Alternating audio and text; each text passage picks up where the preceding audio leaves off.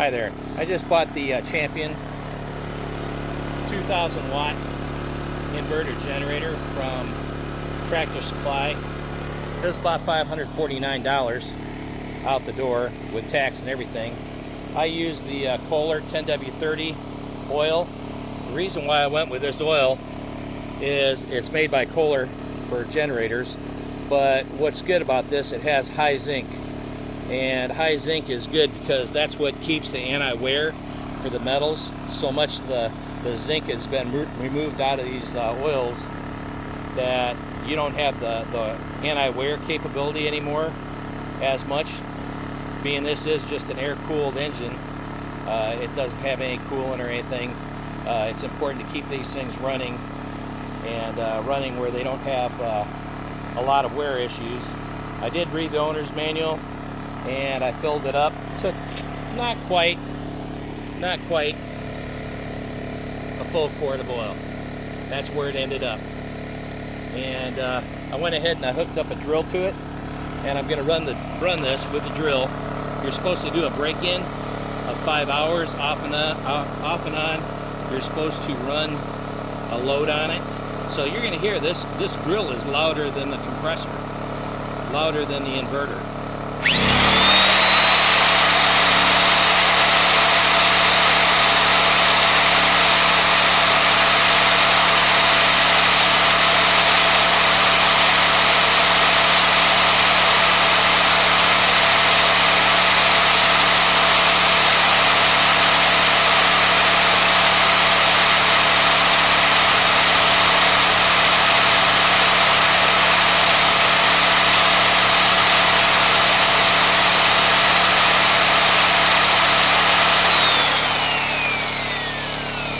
You can hear that old drill is louder than the compressor, even when it goes up out of eco mode and into a little higher mode.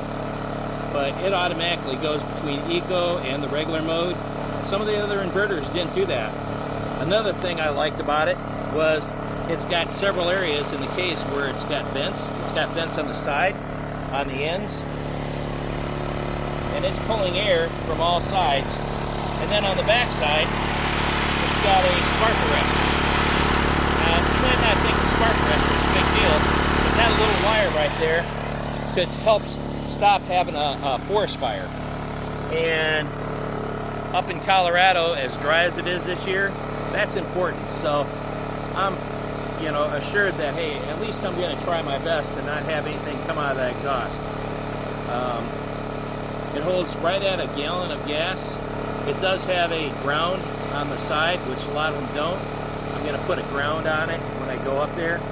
You can also link these things parallel, so you could link two of these generators together and have double the output. It's a very easy generator to use. This is the off-on. It has an actual choke, where the other ones that I checked out, it chokes itself, so you got to pull it several times before this thing starts. On the third pull, with the choke pulled out, with just filling it up with fuel, this thing fired right up, and it's ran good ever since.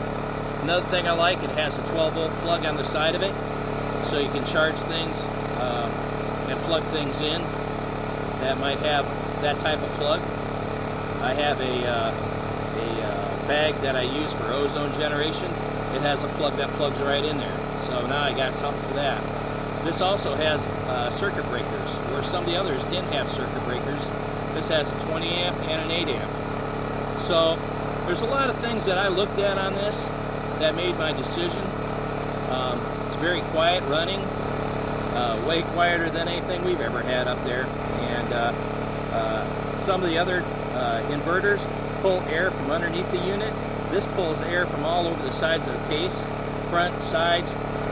And what's good about that is all the air that's coming in the engine is not being pulled off the bottom. If you take one of these and turn it over and there's a hole in the bottom, that's probably where the air intake's hooking up, and it's drawing sand into the oil. This also has a lot longer service interval with changing oil. Now initially it's 5 hours.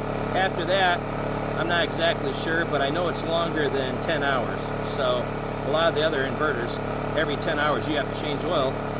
and they've had instances where they've drawn sand from a camping area or hunting area up into the piece of equipment and wiped out the cylinders and caused low compression. So I'm Mike Cleveland. I'm a automotive professional, ASE master technician, and hope you like this unboxing. Hopefully I've taught you a few things about this unit that maybe you haven't seen in another YouTube. I hope this has been very useful. Thank you.